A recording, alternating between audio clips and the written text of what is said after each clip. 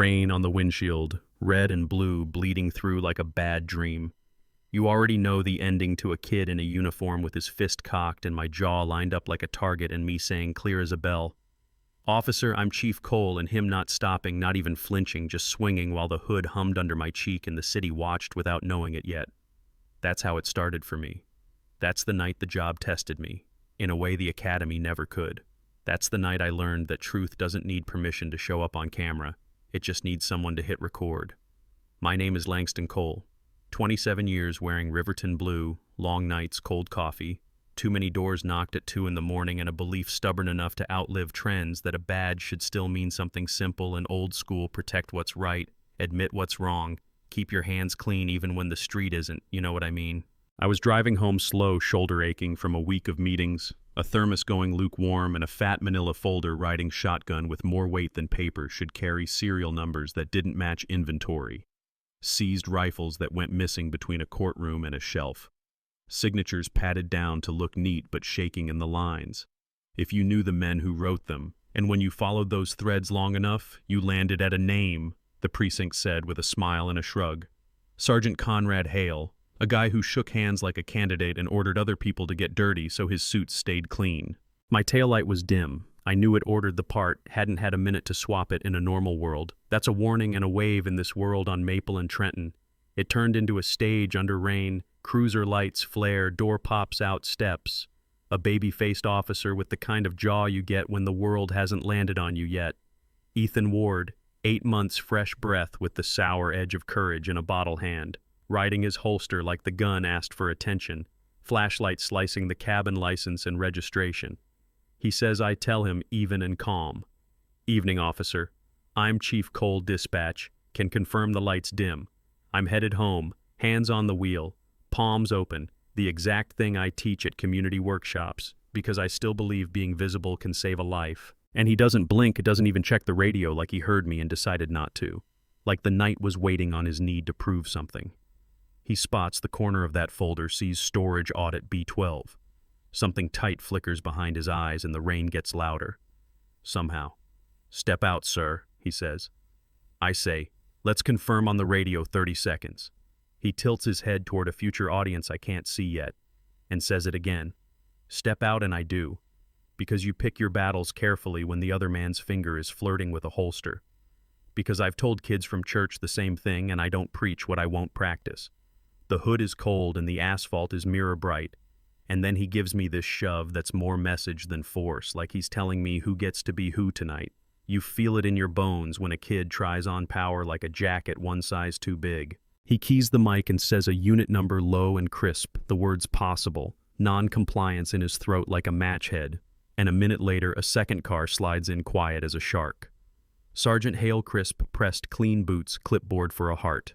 We look at each other, and we both know we've been circling for weeks without saying it. "Problem here, Ward?" he asks. Dim light driver's agitated. "The kid lies easy," I say. "Driver's the chief. Call it in," and Hale doesn't even pretend to look impressed. Then he'll cooperate, and he gives the kind of nod you barely see, but other men feel do it, and the yank that comes next isn't a guide, it's a claim. My face hits the hood, metal hums, world goes white, then small, and while I'm staying still with my hands spread wide like I'm holding up the sky, the folder slips, papers wash out like fish in water. Serial numbers bleed gray in the rain. A name or two glows under the flashlight beam, and I watch Hale's expression lock for half a heartbeat. He knows exactly what he's looking at. He doesn't say stop, he says end it now. Punches sound different in the rain, thicker, like hitting a soaked bag. There's a rhythm to being hit. You only recognize if you've been a cop too long. "Hello, I'm here. Hey, I'm serious. Listen, you're going down, and in between those beats, I hear another door open, and a rideshare driver, Keon Brooks, easing to the curb to let a passenger out, seeing what I wish he hadn't phone coming up, like it had a will of its own. "Maple and Trenton," he whispers to the microphone. "This looks wrong," and the stream kicks. Live comments trickle, and then pour, because the city knows its corners by heart. "That's Chief Cole," someone types. "No way," another says. "Turn up the mic," and he does. And somewhere between the hits you can hear me say, "Officer Ward, that's enough." And you can hear Hale say, the thing that still burns on replay, "Kill the cam, delete it now." Third set of headlights, hard stop door open before the wheels settle. Sergeant Alana Torres, the one who runs towards smoke phone, up thumb, moving like muscle memory. Her camera gets that sentence clean as a bell, delete it now. She yells, "That's the chief." And Ethan's color drains like somebody opened a valve. Hale doesn't go pale, he calculates.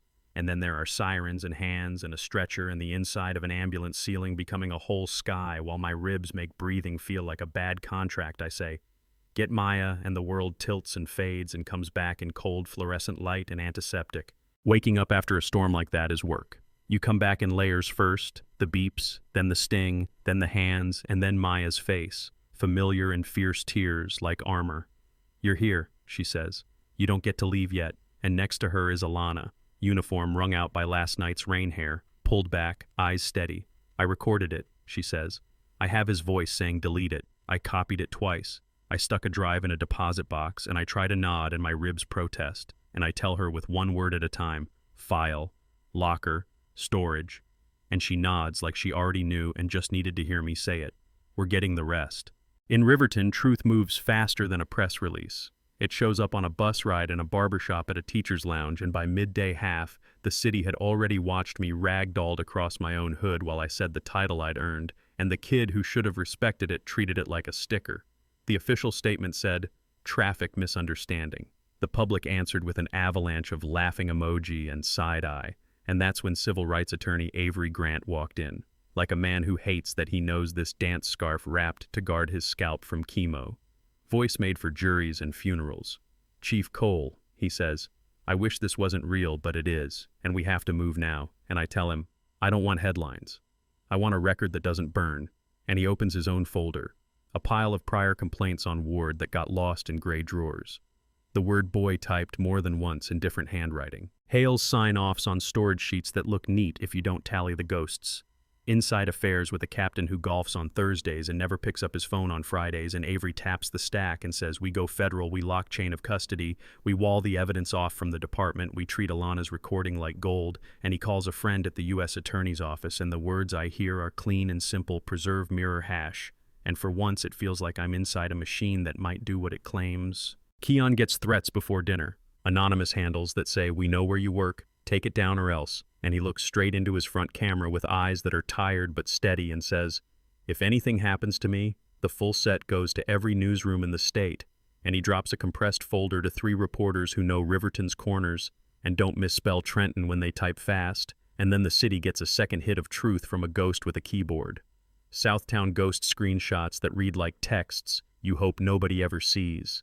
Hale and Ward trading jokes that leave scorch marks talking about teaching lessons to mouthy drivers, about reminding the chief who runs this city.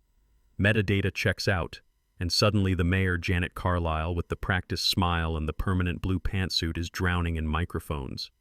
"We will cooperate fully," she says, and the FBI makes sure that sentence isn't just decoration jackets on warrants in hand. Hard drives mirrored while Hale sits in the tech room holding down delete like it's a lifeline and doesn't know Alana already moved the lifeboats. There's a point where you stop recovering and start deciding, and mine comes in a whisper that doesn't feel weak anymore. Maya says, "You don't have to do this right now. You can heal." And I tell her I heal better if I speak, and we file civil rights numbers that will make headlines later, 10 million total, half to fix what can't be fixed, half to make sure the next man thinks twice before he turns off a camera. But the number is just a receipt. What I care about is an answer carved into a docket you can read in 10 years. The courthouse is cold, and humming room 2C with its wood and its buzz and the row of cameras pretending to be quiet. I stand because I can, because the man who hit the hood should see the man who got up. Avery opens clean 5 minutes of rain and battery and a cover-up order. You will hear with your own ears the defense feeds the room. Fear, confusion, dark thought. He was armed, and then the screen fills with Keon's stream, and for a second it feels like church. No one coughs, no one blinks the line. "Officer, I'm Chief Cole," skates through the air like a truth nobody can shove back, and then Alana's clip lands, "Delete it now." And if you've never watched a jury's face when an excuse dies, you should know it's quiet, it's soft, it's final. Chain of custody sounds boring until you realize it's a lighthouse. Hash values read like math until you understand their lock and key for sight. And the federal tech does God's work in plain English. What you saw is what happened. No edits, no tricks. And then Southtown Ghost's screenshots hit giant and ugly. He thinks being chief makes him untouchable. We'll remind him who runs this city. And Hale stares at the middle distance like if he doesn't move, the letters can't find him. And Ward keeps his eyes on the table until Avery asks him straight, "Did you know who I was?" "Yes." "Did you smell alcohol on your own breath?" "Yes." "Did Hale direct you?" "Yes." "Did you fear for your life?" And there's that swallow.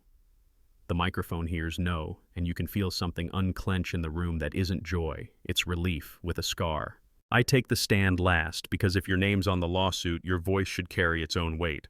I had planned to talk policy and bullet points, training stops, procedures, but I look out and see a woman in a gray hoodie with bus driver keys on her lanyard, and her eyes tell me she's watched her boy practice hands on the wheel.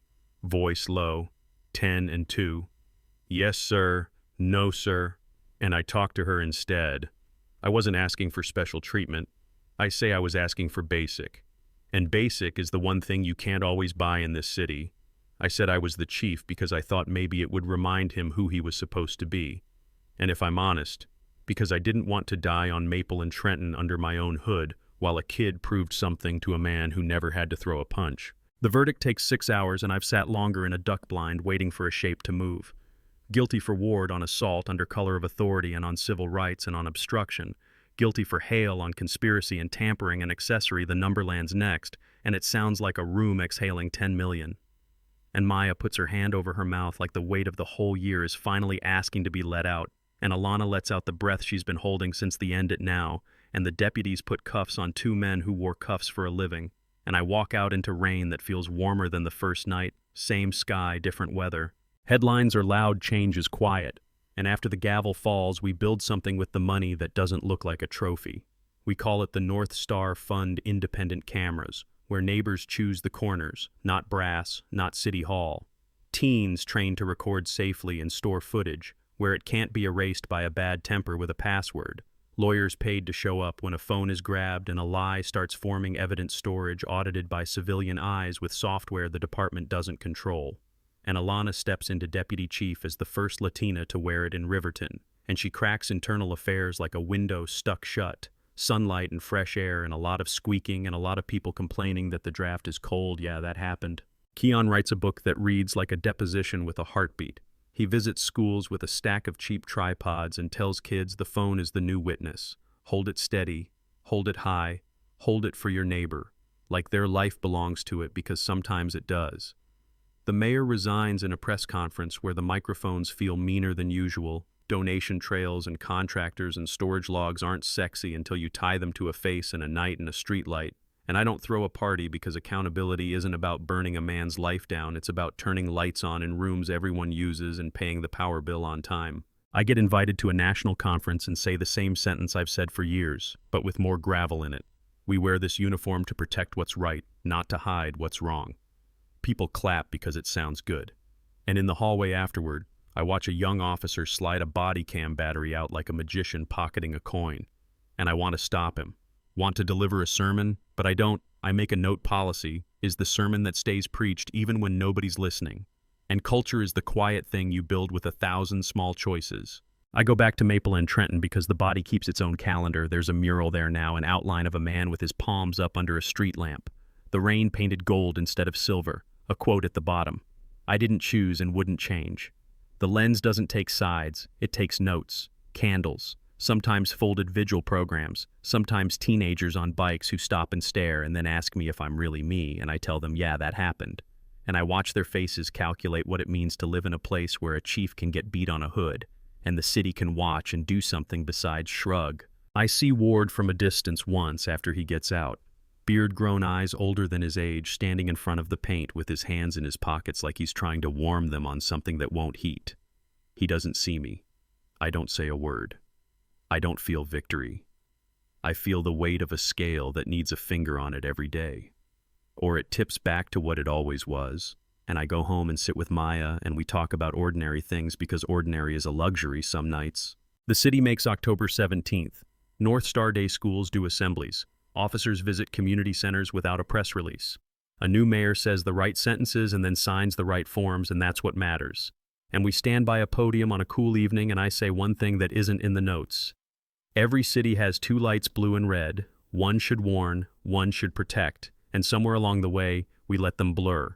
Our job is to separate them again so people know which is which. And people clap, and a kid on a BMX pops a wheelie, and an officer standing by the cruiser glances at his body cam and then at me, and he clicks it on and it's small and symbolic, and maybe it's just policy with an audience, but I'll take it.